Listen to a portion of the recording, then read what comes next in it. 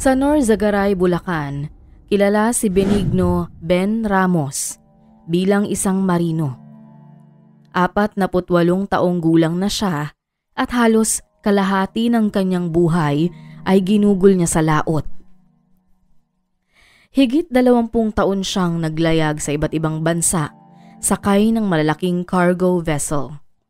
Ang kanyang kinikita ay diretsyong napupunta sa pamilya. Sa bawat padala, sa bawat balikbayan box na dumarating sa kanilang bahay ay naroon ang tanda ng kanyang matinding sakripisyo. Bilang seaman, nasanay si Ben sa mahabang panahon ng pagiging malayo sa mahal sa buhay. Sa loob ng barko, gabi-gabi niyang kaharap ang malawak na karagatan at ang ingay ng makina. Minsan ay dumaraan sila sa malalakas na bagyo. Minsan ay ilang linggo silang hindi nakadadaong sa lupa. Ang lahat ng ito ay tiniis niya alang-alang sa mga anak. Mayroon siyang 2 anak sa kanyang unang asawa na si Perlita. Sa tulong ng kanyang kita, nakapagtapos sila ng kolehiyo. Isa'y naging inhenyero at ang isa na may accountant. Ngunit dumating ang isang dagok noong 2010. Habang sakay siya ng barko, natanggap niya ang balitang bumagsak si Perlita dahil sa stroke. Hindi siya nakauwi. Sa kanyang pagbabalik, bangkay na lamang ang kanyang niyakap. Napakasakit ng bagay na yon para kay Ben, lalo't ilang taon siyang nawalay sa asawa. Muling sumampa si Ben sa barko para maibsan ang lungkot at para makapagbigay pa rin ng suporta sa mga anak. Ngunit kahit gaano siya kaabala sa trabaho, dala pa rin niya ang bigat ng pagkawala ng kanyang asawa. Ang bawat gabi sa barko ay puno ng alaala. Noong 2013, sa isang pagtitipon ng mga pamilya ng ilang kasamahan niyang marino, nakilala niya si Mercy Dumantay. 38 taong gulang, isa na ring byuda. Meron siyang anak na binatilyo na si Christopher. Simple lamang si Mercy, matangkad, maayos manamit, at may halong lungkot at tapang sa kanyang mukha. Sa kanilang pagkakausap, nakaramdam si Ben ng kakaibang ginhawa. Pareho silang may sugat mula sa nakaraan at pareho ring may pangarap na makahanap muli ng kasama sa buhay. Nagpatuloy ang kanilang ugnayan. Dumadalaw siya tuwing nasa bakasyon sa probinsya si Mercy sa Pampanga at dahan-dahang naging malapit sa isa't isa. Noong 2014, nagpakasal sila sa simbahan ng San Vicente Ferrer. Naroon ang ilang kamag-anak, kapitbahay at mga kaibigan ni Ben mula sa Maritime. Sa araw ng kasal, ipinakilala ni Mercy si Christopher. 17 taong gulang. Tila mailap ang binata. Hindi agad naging magaan ang loob niya kay Ben. Ngunit sa isip ni Ben, panahon lamang ang kailangan. Pinili niyang yakapin si Christopher na parang sariling anak. Para kay Ben, ito ang panibagong pagkakataon na muling magkaroon ng pamilyang bubuo sa kanya. Nagpatayo siya ng bahay para sa kanyang asawa at anak-anakan sa Bulacan. Ilang kilometro ang layo mula sa dating tinitirhan. Sa mga unang taon ng kanilang pagsasama, naging maayos ang lahat. Kapag uuwi si Ben sa biyahe, masigla siyang sasalubungin ni Mercy. May nakahandang pagkain at mga kwento. Kahit hindi madalas magsalita, paminsan-minsan ay nakikitawa si Christopher. Unti-unting nabuo kay Ben ang pag-asa na matututo rin itong magtiwala. Habang lumilipas ang panahon, nagsimula ng bagong plano si Ben. Pinangarap niyang magretiro at manatili na lamang sa Pilipinas. Iniisip niyang magtayo ng maliit na negosyo at magpundar ng sariling lupa. Pinaplano niyang gabayan si Christopher para makapagtapos at magkaroon ng maayos na kinabukasan. Para kay Ben, sapat na ang mga taon na inilaan niya sa dagat. Ngunit gaya ng dagat na minsan ay kalmado at minsan ay marahas, dumating ang isang unos na hindi niya inaasahan. Sa kanyang huling kontrata noong 2017, isang aksidente ang magbabago sa lahat. Ang dagat na bumuhay sa kanya sa loob ng mahigit 2 dekada ay siya ring magiging dahilan ng kanyang pagbagsak. Pebrero 2017, nakasakay si Ben sa isang bulk carrier na patungong Rotterdam.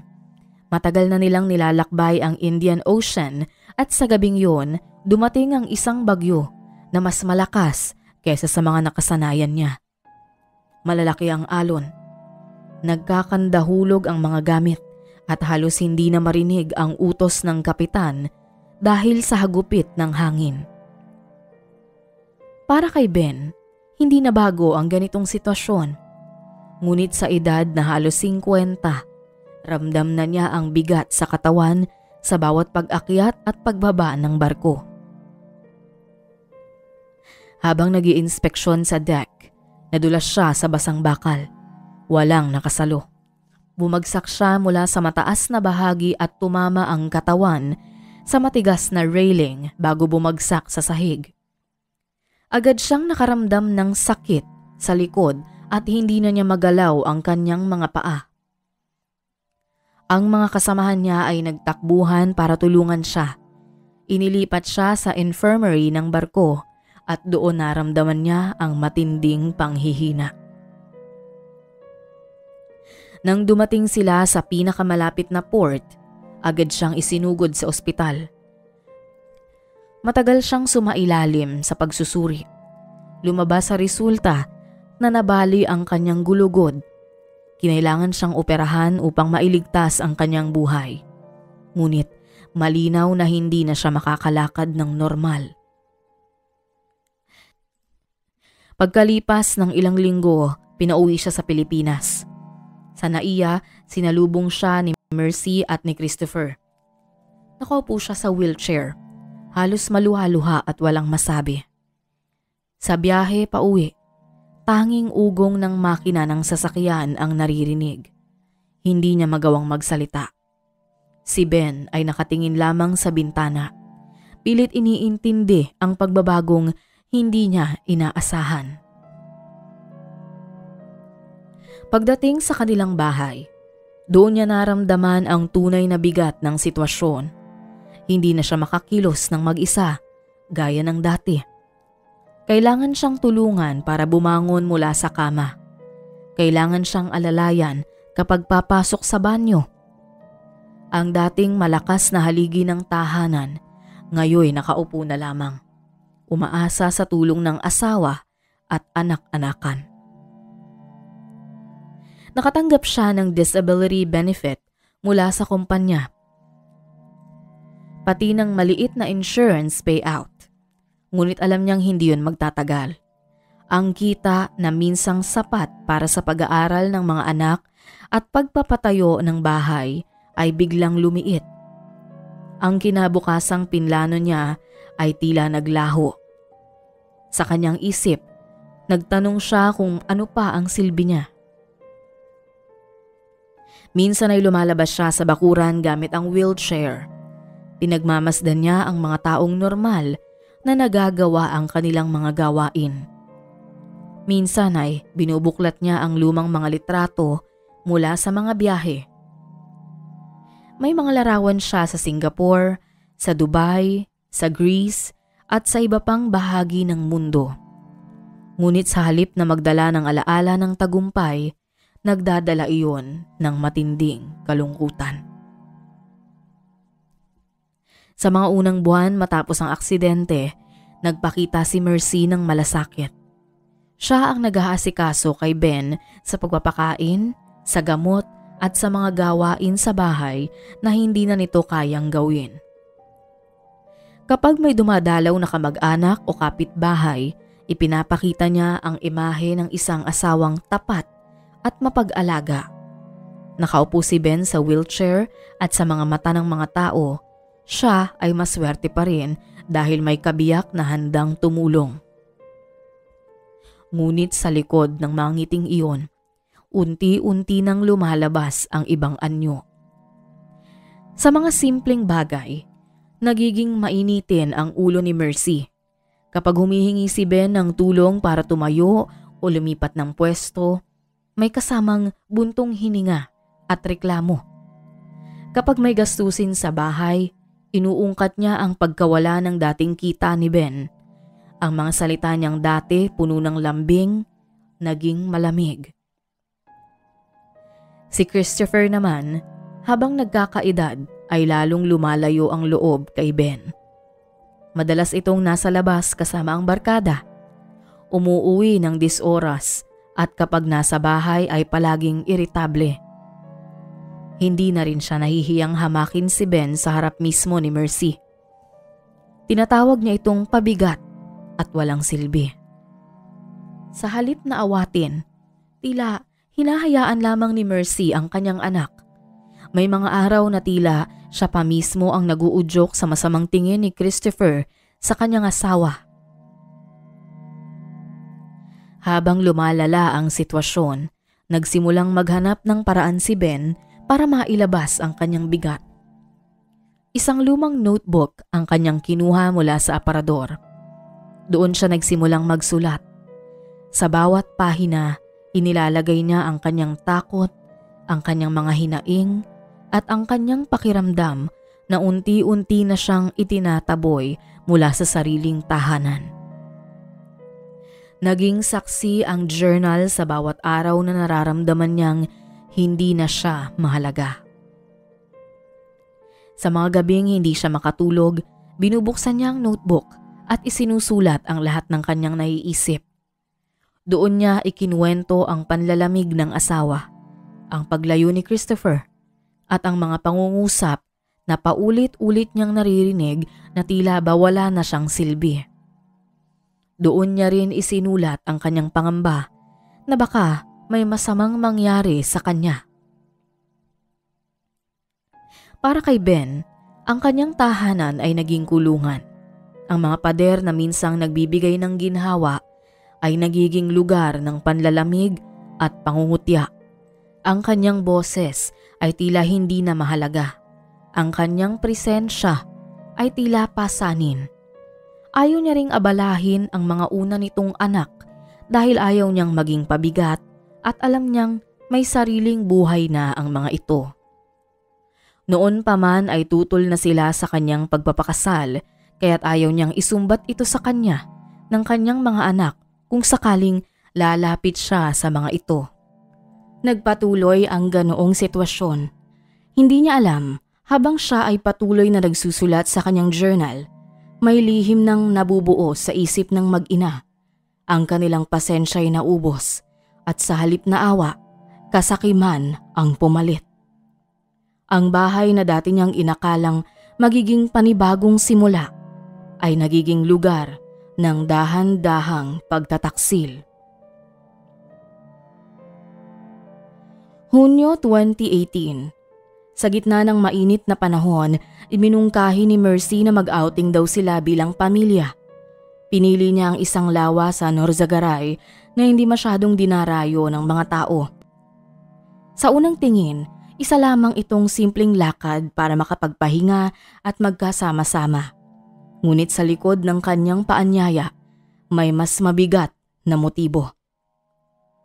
Matagal nang pinag-uusapan ni Mercy at Christopher ang kanilang plano. Para sa kanila, pabigat na si Ben sa kanilang buhay. Ang perang galing sa kanyang health insurance ay unti-unti nang nauubos. Ang mga pangarap ni Mercy na magkaroon ng mas maginhawang buhay ay tila mahirap nang abutin.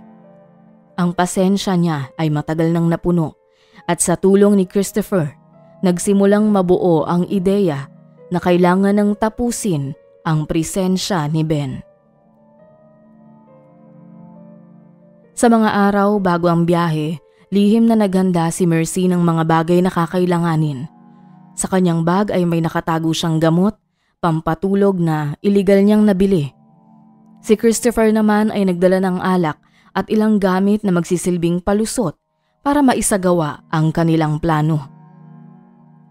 Sa kanilang isipan, gagawin nilang mukha itong aksidente. Isang kwento ng lalaking sumuko na sa buhay dahil sa depresyon. Dumating ang araw ng lakad. Masigla ang kilos nila habang binabagtas ang kalsada patungo sa lawa. Si Ben, bagamat nakaupo sa wheelchair, ay nakaramdam ng kaunting saya. Inisip niyang baka ito ang pagkakataon para muling maibalik ang samahan ng pamilya. Sa kanyang puso, may natitirang pag-asa. Pagdating sa kubo, nagpakitang gilas si Mercy. May dala siyang pagkain at nagsimula ng inuman. Si Christopher ay nagpatugtog ng musika mula sa cellphone. Ang paligid ay puno ng tawanan at kantahan. Para kay Ben, parang muling bumalik ang normal. Ngunit sa likod ng kanilang mga kilos, nakatago ang malamig na balak.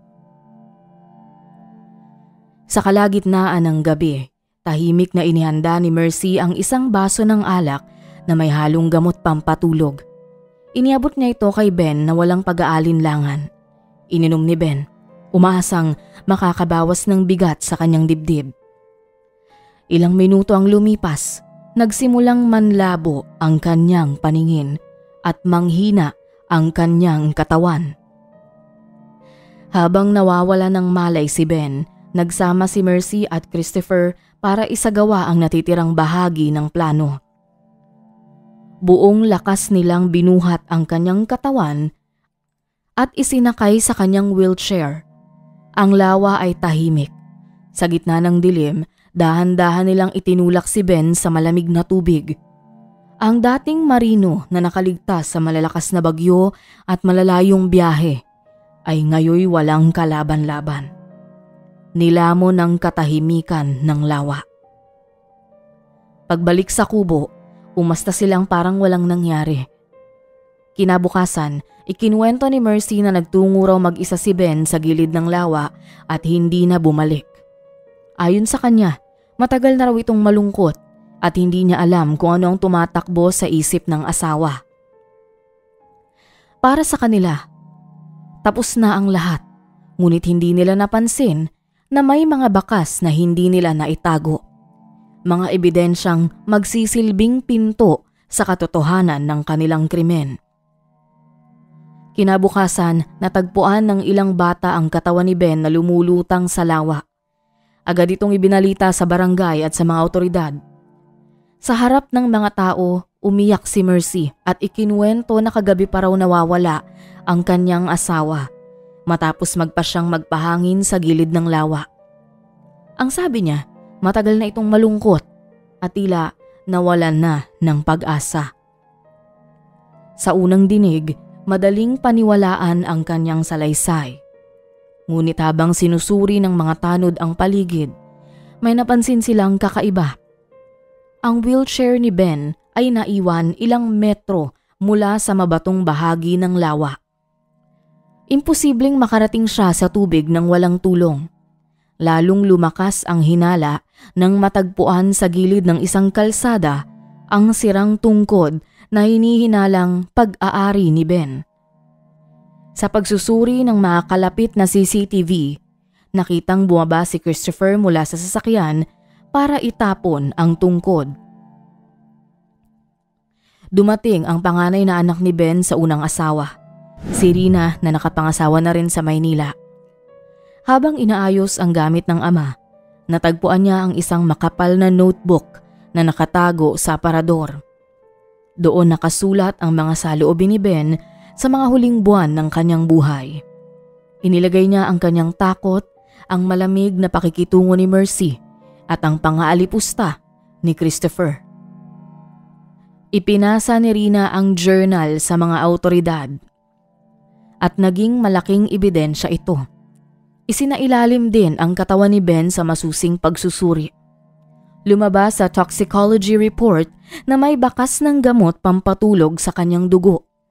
Isang bagay na hindi kailanman bahagi ng kanyang gamutan. Nagsimulang mabuo ang larawan ng krimen.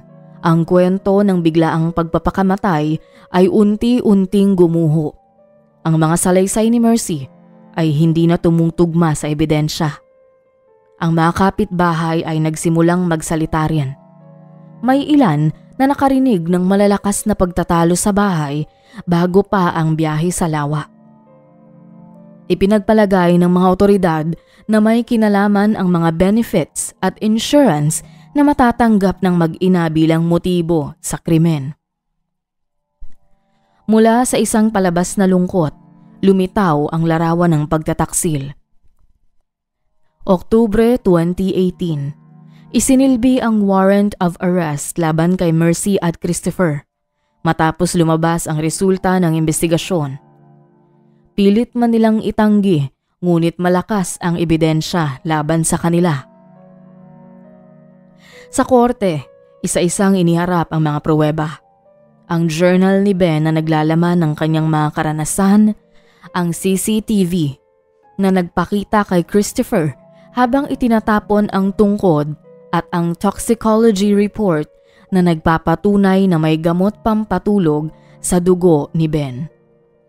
Lahat ng ito ay nagbigay ng malinaw na larawan na hindi aksidente ang nangyari. Si Rina at ang kapatid niya ang naging matibay na saksi. Sa kanilang testimonya, isinalaysay nila kung paano nagbago ang buhay ng kanilang ama matapos ang aksidente sa dagat at kung paanong tila itinulak ito ng kanyang bagong pamilya sa kalungkutan at pagkawasak. Ayon din sa salaysay nito sa kanyang journal, sa bawat salitang lumalabas sa kanilang bibig, mas lalong bumigat ang kasong kinakaharap ng mag-ina.